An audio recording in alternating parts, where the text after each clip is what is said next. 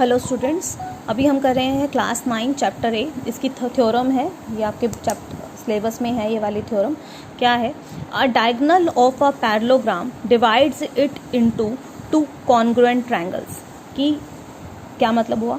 Diagonal of a parallelogram, ये parallelogram है, इसका डायगोनल एक विकर्ण, ठीक है, इसको दो सर्वांगसम त्रिभुजों में विभाजित करता है।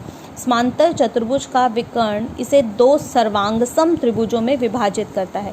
ये हमें सिद्ध करना है कि हमें क्या दे रखा है, एक समांतर चतुर्भुज दे रखा है, हमें ये सिद्ध करना है कि इसका जो डायगोनल है, इसका विकर्ण है, इसको दो सर्वांगसम त्रिभुजों में विभाजित करता है, दो कॉन्ग्रुएंट ट्रायंगल्स में विभाजित करता है। तो जैसे ABCD हमारा कोई पैरेललोग्राम है, इसका विकर्ण है AC, तो इसने क्या किया, इसने इसको दो भागों में बांट दिया, दो ट्रायंगल बन गई, एक ट्रायंगल ये और दूसरी ये। तो हमें ये सिद्ध करना है कि ये दोनों जो ट्रायंगल्स हैं ये कॉन्ग्रुएंट है, सर्वांगसम है। अब एक बार दोबारा से थ्योरम देख लो। Diagonal of a parallelogram, parallelogram का विकर्ण इसको दो सर्वांगसम त्रिभुजों में विभाजित करता है। Diagonal of a parallelogram divides it into two congruent triangle, तो ये इसको दो सर्वांगसम त्रिभुजों में विभाजित करता है, ये हमें सिद्ध करना है। तो जब भी आप थ्योरम करेंगे तो सबसे पहले लिखेंगे दिया है, गिवन क्या है। गिवन क्या है कि ABCD एक समांतर चतुर्भुज है,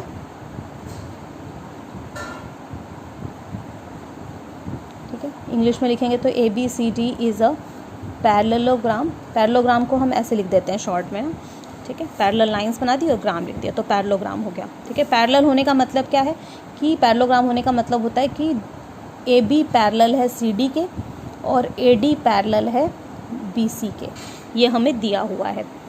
फिर है टू प्रूफ, सिद्ध क्या करना है? सिद्ध करना है कि जो दो त्रिभुजें बनी हैं वो दोनों सर्वांगसम हैं। त्रिभुज ACD सर्वांगसम है। सर्वांगसम का ये निशान होता है किसके? त्रिभुज ACD लिया है तो यहाँ से क्या लोगे, ABC लिख लो, अभी कुछ भी नाम लिख लो, जो सर्वांगसम आएंगे फिर हम वो बाद में दर्शा देंगे कि क्या सर्वांगसम आया है, ठीक है। तो रचना क्या की हमने, कंस्ट्रक्शन की कि AC को मिलाया, ठीक है। प्रूफ कैसे करेंगे? हम त्रिभुज लेंगे जिनको सर्वांगसम दिखाना है, उनमें ADC और त्रिभुज ली ABC, ये दोनों त्रिभुज ले ली, ADC ली और ABC ली। अब इसमें देखो क्या क्या बराबर हो सकता है।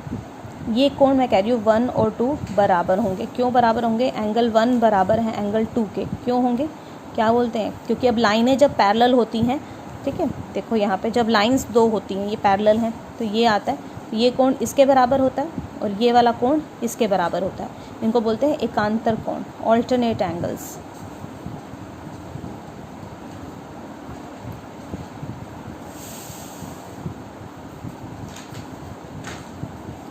ऐसे ही angle 3 is equal to angle 4, angle 3 बराबर है एंगल 4 के, ये भी एकांतर कोण है। क्यों है? देखो ये दो लाइन समांतर हैं तो, और ये लाइन उसको काट रही है, तो ये और ये बराबर हो गए, एकांतर कोण, ठीक है।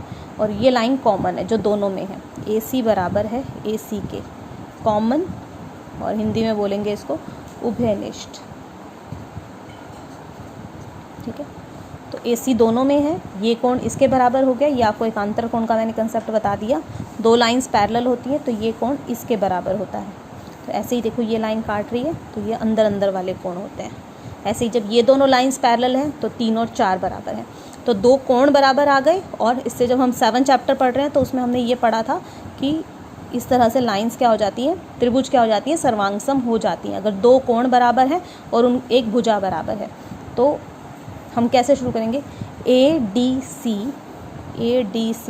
सर्वांगसम होगा। नाम कैसे लिखेंगे? देखो 3 और 4 वाला कोण बराबर है, तो यहाँ हमने A से शुरू किया 3 वाले कोण से, तो यहाँ 4 वाले से शुरू करेंगे, तो ट्रायंगल हो जाएगी CBA और प्रॉपर्टी लगाई हमने एंगल साइड एंगल, दो कोण बराबर लिए हैं और एक भुजा बराबर ली है।